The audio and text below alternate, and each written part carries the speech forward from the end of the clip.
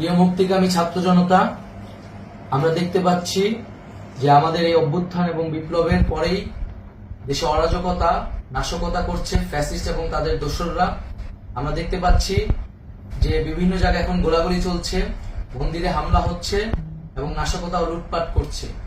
আমরা মনে করি আমাদের যে ছাত্র নাগরিকদের অভ্যুত্থান তাকে নস্যাৎ করার জন্যই পরিকল্পিতভাবে এই ধরনের ঘটনা ঘটানো হচ্ছে। আমরা মুক্তিকামী ছাত্র জনতাকে সজাগ এবং সতর্ক থাকতে আহ্বান জানাচ্ছি এবং আমাদের যে অন্তর্বর্তীকালীন সরকার, আমরা সেই সরকারের প্রস্তাবনা 24 ঘন্টার সময় নিয়েছিলাম।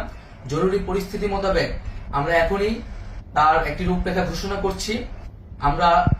আমরা সিদ্ধান্ত নিয়েছি যে সর্বজন গ্রহণযোগ্য আন্তর্জাতিক খ্যাতিসম্পন্ন নোবেল পুরস্কার বিজয়ী ডক্টর মোহাম্মদ ইউনূসকে প্রধান উপদেষ্টা করে অন্তর্বর্তীকালীন সরকার গঠন করা হবে এবং ডক্টর মোহাম্মদ ইউনূসের সাথেও আমাদের কথা হয়েছে।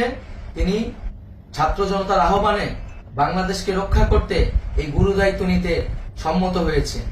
আমরা সকালের মধ্যেই আমরা এই সরকার গঠনের প্রক্রিয়া দেখতে চাই। রাষ্ট্রপতির কাছে আহ্বান থাকবে যে দ্রুত সময়ের মধ্যে ডক্টর মোহাম্মদ ইউনূসকে প্রধান উপদেষ্টা করে অন্তর্বর্তীকালীন সরকার গঠন করা হোক এবং এই অন্তর্বর্তীকালীন সরকারের বাকি সদস্যদের নামও আমরা সকালের মধ্যে ঘোষণা করব। প্রিয় বন্ধুগণ, দেশে যে অরাজকতা চলছে, মানুষের জীবনের নিরাপত্তাহীনতা চলছে, সেজন্য আমরা রাষ্ট্রপতির কাছে আহ্বান জানাচ্ছি দেশে আইন শৃঙ্খলা পরিবেশ ফিরিয়ে আনার জন্য দ্রুত সময়ের মধ্যে কার্যকর ব্যবস্থা নিতে হবে এবং আইন শৃঙ্খলা বাহিনীকে সহযোগিতা করার জন্য মুক্তিকামী ছাত্র জনতাও রাজপথে থাকবে এবং অন্তর্বর্তীকালীন সরকার গঠন না হওয়া পর্যন্ত মুক্তিকামী ছাত্র জনতাকে রাজপথে থেকে তাদের যে অভ্যুত্থান সেই অভ্যুত্থানকে রক্ষা করতে হবে। প্রিয় বন্ধুগণ, আমরা রক্ত দিয়েছি, শহীদ হয়েছি। আমাদের যে প্রতিশ্রুতি একটি নতুন বাংলাদেশ গঠন করার জন্য, সেটিকে আমাদের অবশ্যই বাস্তবায়ন করতে হবে এবং অবশ্যই ছাত্র জনতার প্রস্তাবিত সরকার বাদে কোনো ধরনের সরকার কিন্তু মেনে নেওয়া হবে না।